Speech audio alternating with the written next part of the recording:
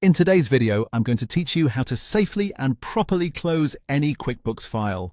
This is a simple process, but it's still important to do it the right way.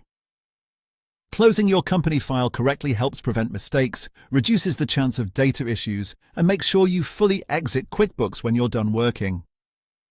If you're sharing files with other users, or if you just want to make sure everything is closed cleanly before shutting down your computer, these steps are especially useful.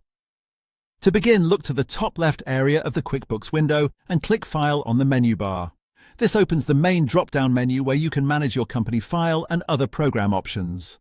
Once that menu appears, select Close Company.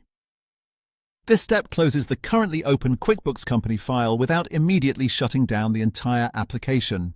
In other words, you're telling QuickBooks to stop working in that specific file first, which is the safest way to begin the closing process. After you click Close Company, give QuickBooks a moment if needed. Depending on your system and the size of the file, it may take a second to fully close. Once the company file is no longer open, you're ready to exit the program itself. Next, click File again from the same top left menu bar. This will reopen the drop-down options. From there, select Exit to fully shut down the QuickBooks application. This final step closes the program completely, rather than leaving it running in the background or sitting open without a company file loaded. And that's it. The proper way to close any QuickBooks file is to first go to File and choose Close Company, then go back to File and choose Exit. Following this order is a good habit because it separates closing the file from closing the software, which can help avoid confusion and keep your workflow more organized.